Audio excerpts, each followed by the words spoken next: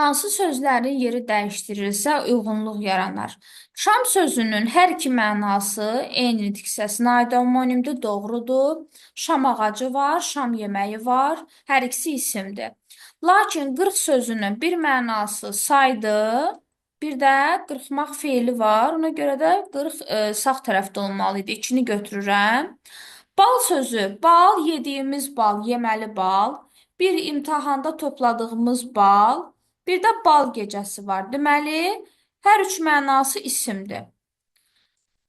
Qan, qanmaq feili kimi işlənir, bir də qan isim kimi işlənir, doğrudur.